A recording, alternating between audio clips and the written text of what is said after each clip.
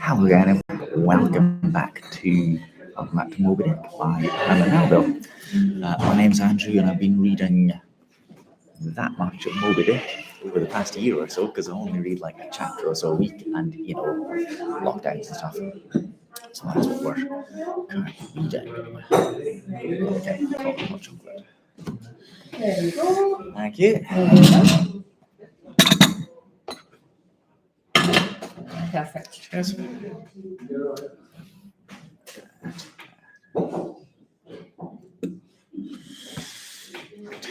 Yes, Moby Dick chapter. What is it? 105. Shade that. Yes, I'll have the wrong title number. So it's chapter 112 actually. Chapter 112. The blacksmith. We'll just have a sip of hot chocolate before we go any further.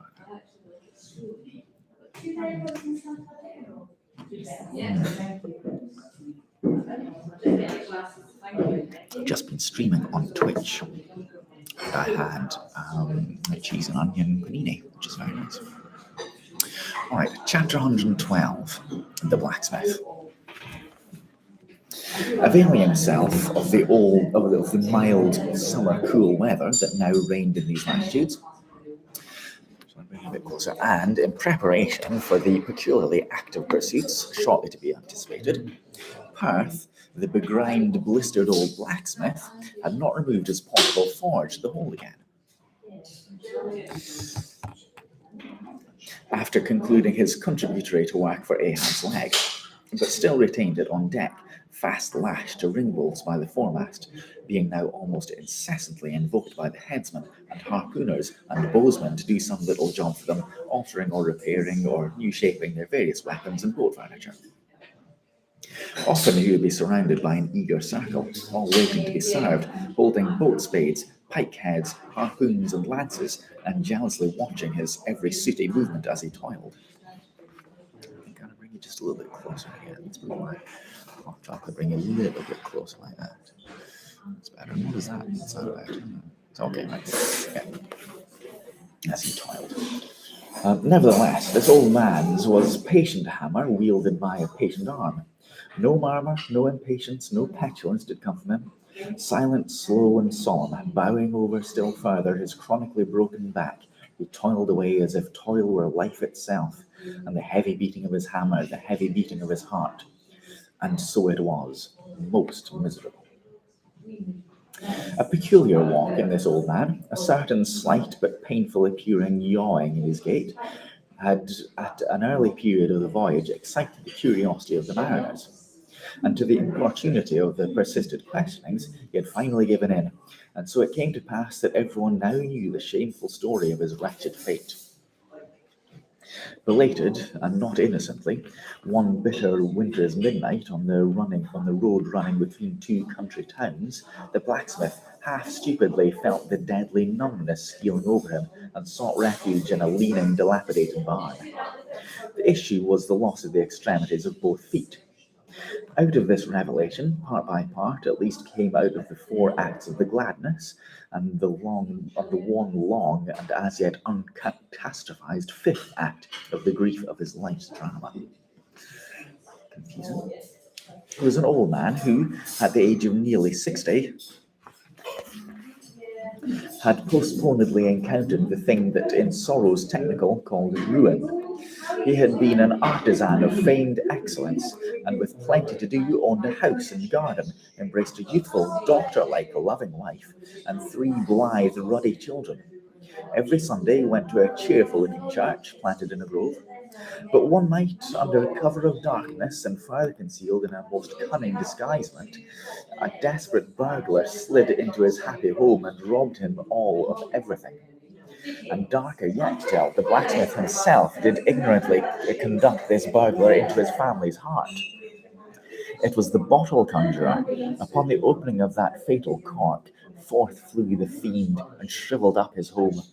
Now, for prudent, most wise, and economic reasons, the blacksmith's shop was in the basement of his dwelling.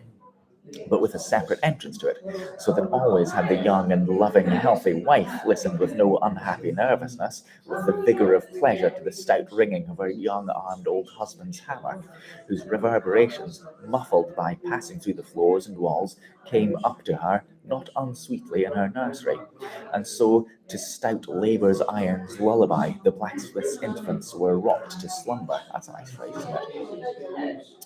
Oh, woe, woe on woe! O death, why canst thou not sometimes be timely? Hadst thou taken this old blacksmith to thyself ere his full ruin came upon him, then the young widow had a delicious grief, and her orphans a truly venerable, legendary sire to dream of in their after years, and all of them a care-killing competency. But death plucked down some virtuous elder brother, on whose whistling daily toils solely hung the responsibility of some other family, and left the worst and useless old man standing till the hideous rot of life should make him easier to harvest. Ooh.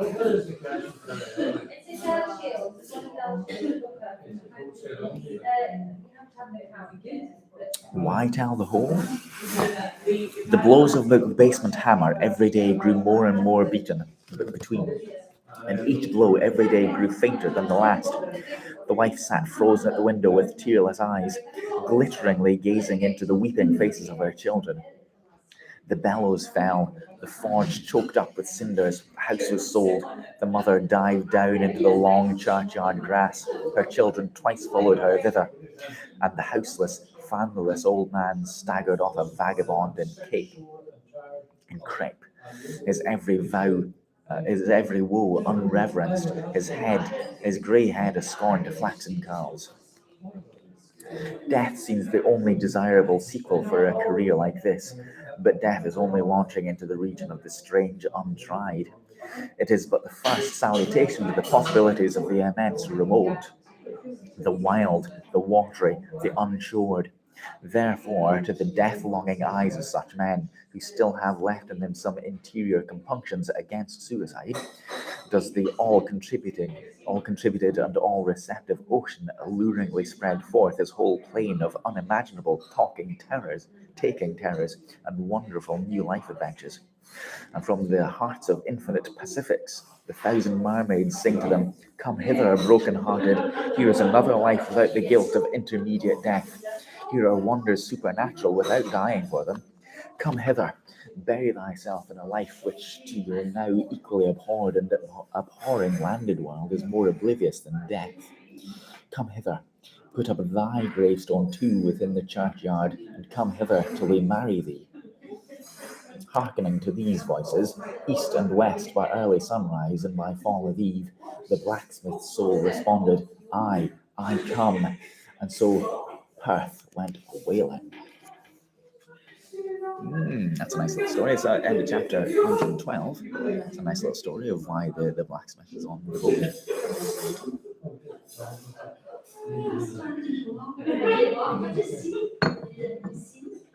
Shall I try switching, see if this works by switching to my earpods if I have them in my pocket. Try switching to my earpods, see if that makes any difference. So I put them in. Like that. Should be connected. See if that works or not. And we'll read the next chapter. Next chapter is The Forge. Chapter 13, The Forge. Nice hot chocolate. With matted beard and swathed in a bristling sharkskin apron about midday, Perth was standing between his forge and anvil, the latter placed upon an ironwood log, with one hand holding a pike head in the coals, and with the other at his forge's lungs, when Captain Ahab came along, carrying in his hand a small, rusty-looking leathern bag. While yet a little distance from the forge, moody Ahab paused, all till at last Perth, withdrawing his iron from the fire, began hammering it upon the anvil, the red mass sending off the sparks in thick hovering flight, some of which were close to Ahab. Are these thy mother Carey's chickens, Perth? They are always flying in thy wake, birds of good omen too, but not to all. Look here, they burn, but thou livest among them without a scorch. Because I am scorched all over, Captain Ahab, answered Perth, resting for a moment on his hammer. I am past scorching, not easily canst thou scorch a scar. Well, no more. Thy shrunk voice sounds too calmly, sanely woeful to me. In no paradise myself, I am impatient of all misery in others that is not mad. Thou shouldst go mad, blacksmith. Say, why dost thou not go mad? How canst thou endure without being mad? Do the heavens yet hate thee, that thou canst not go mad? What wert thou making there? Welding an old pikehead, sir. These were seams and dents in it. And canst thou make it all smooth again, blacksmith, after such hard usage as it had? I think so, sir. And I suppose thou canst smooth almost any seams and dents, never mind how hard the metal, blacksmith. Aye, sir, I think I can, all seams and dents but one. Looky here, then, cried Ahab, passionately advancing and leaning with both hands on Perth's shoulders. Looky here, can ye smooth out a seam like this, blacksmith? Sweeping one hand across his riddled brow. If thou couldst, blacksmith, glad enough would I lay my head upon the anvil and feel thy heaviest hammer between my eyes. Answer, can thou smooth this seam? Oh, that is the one, sir. I cannot. Said I all seams and dents but one. Aye, blacksmith, it is the one. Aye, man, it is unsmoothable. For though thou only seest here my flesh, it is worked down into the bone of my skull. That is all wrinkles. But away with child's play. No more gaffs and pikes today. Looky here, jingling a leathern bag as if it were full of gold coins. Interesting that it says leathern rather than leather. You see, leathern bag as if it were full of coins. I too want a harpoon made, one that 1,000 yoke of fiends could not part something that will stick in a whale like its own fin bone. There's the stuff. Flinging the pouch on the anvil. Look you, blacksmith. These are the gathered nail stubs of the steel shoes of racing horses. Horseshoe stubs, sir? Why, Captain Ahab, thou hast here then the best and stubbornest stuff we blacksmiths ever whack.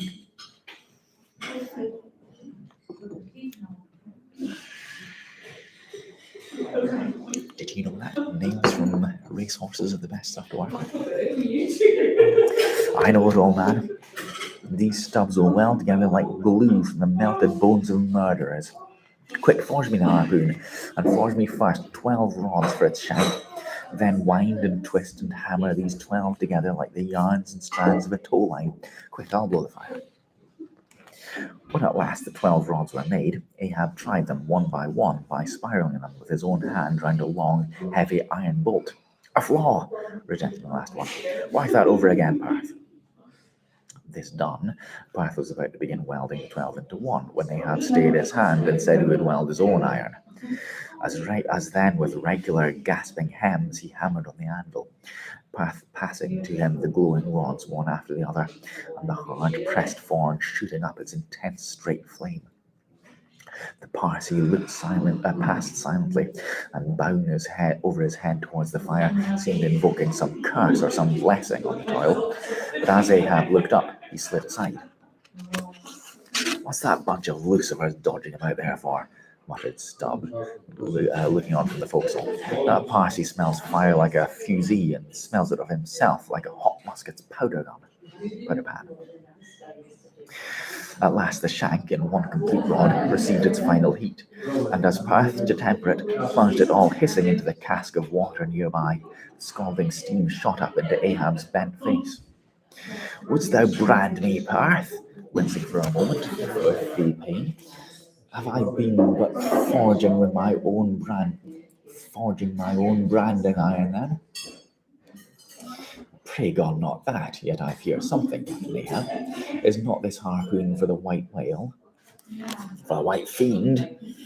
But now for the barbs, thou must make them thyself, man. Here are my razors, the best of steel. Here, make the barbs sharp as the needle sleet of the icy sea.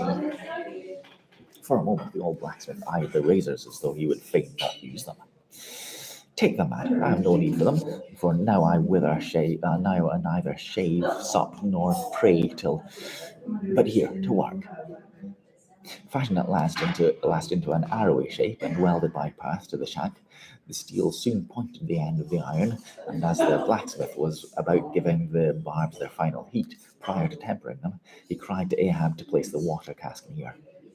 No water for that. I wanted of the true death temper. Ahoy there, Testigo, Kike, Dagu, what say ye, pagans? Will ye give me as much blood as will cover this barb? Holding it up high. A cluster of dark nods replied, yes.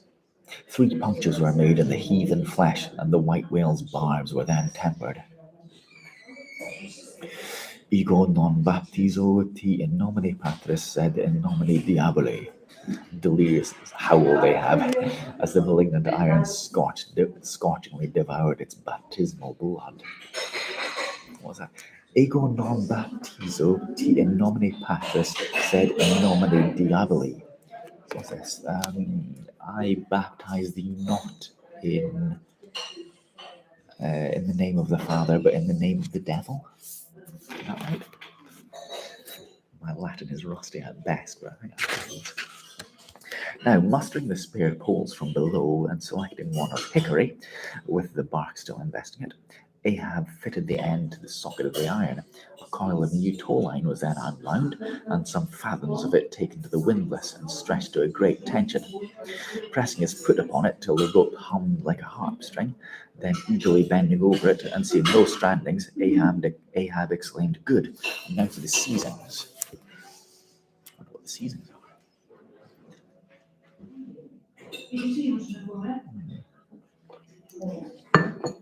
At one extremity, the rope was unstranded. The separate spread yarns were all braided and wove round the socket of the harpoon. The pole was then driven hard up into the socket. From the lower end, the rope was traced halfway along the pole's length, and firmly secured so with intertwistings of twine. This done, pole, iron, and rope, like the 3 fates, remained inseparable, and Ahab moodily stalked away with the weapon, the sound of his ivory leg and the sound of the hickory pole both hollowly ringing along every plank. But ere he entered his cabin, a light, unnatural, half-bantering, yet most piteous sound was heard.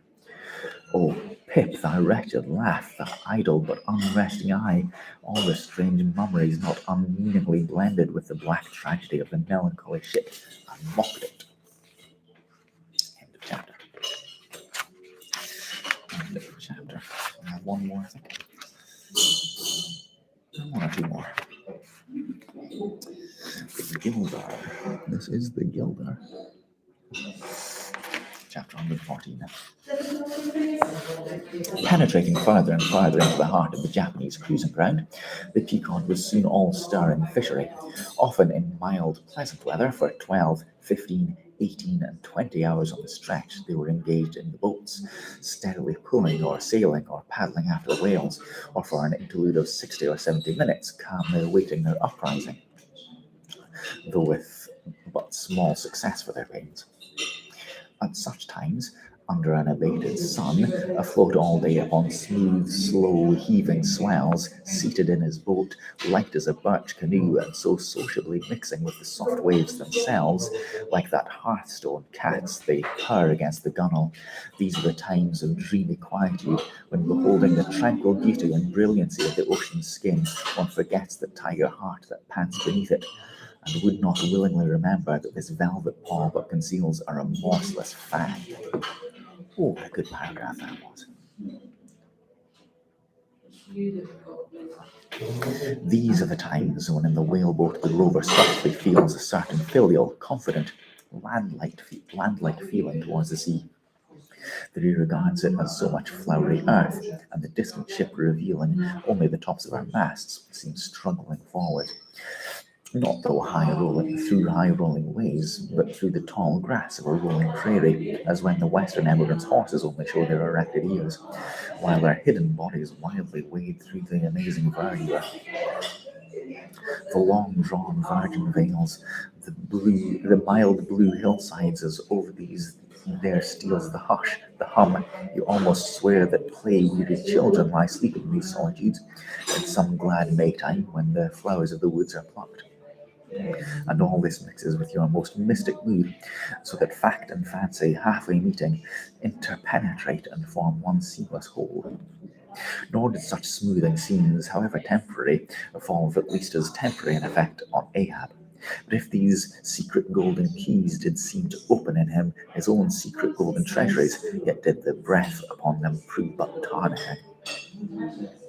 O grassy glades, O ever vernal, endless landscapes in the soul, in ye, though long parched by the dead drought of earthly life, in ye men yet may roll like young horses in new morning clover, and for some few fleeting moments feel the cool dew of the life immortal on them.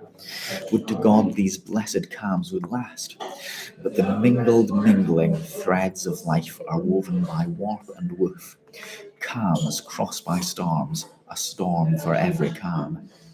There is no steady, unretracing progress in this life. We do not advance through fixed gradations, and at the last one pause, though infancy's unconscious spell, boyhood's thoughtless faith, adolescence doubt, the common doom, then skepticism, then disbelief, resting at last in manhood's pondering repose of if. But once gone through, we trace the round again. There are infants, boys, and men, and ifs eternally. Where lies the final harbour, whence we unmoor no more? In what rapt ether sails the world, of which the weariest will never weary? Where is the foundling's father hidden? Our souls are like those orphans, those unwedded mothers die in bearing them. The secret of our paternity lies in their grave, and we must there to learn it. And that same day too, grazing far down from his boat's side into that same golden sea, Starbuck lowly murmured, "Loveliness unfathomable, as ever lower saw in his young bride's eye, tell me not of thy teeth-tiered sharks, and thy kidnapping cannibal ways. Let faith oust fact, let fancy oust memory, I look deep down and do believe." And Stubb, fish-like, with sparkling scales, leapt up in that same golden light. I am Stubb, and Stubb has his history, but here Stubb takes oaths that he has always been jolly. Chapter. That was a good chapter. I like that. Yeah, I like these last few. These last few chapters have been very thoughtful and very melancholy and reflective. It does feel as if there's something coming. It feels as if there must be something coming soon. We've got this far to go. There must be something coming. It definitely feels portentous. Having the blacksmith and Ahab making his harpoon, and Stubb thinking about if throughout his life. Interesting.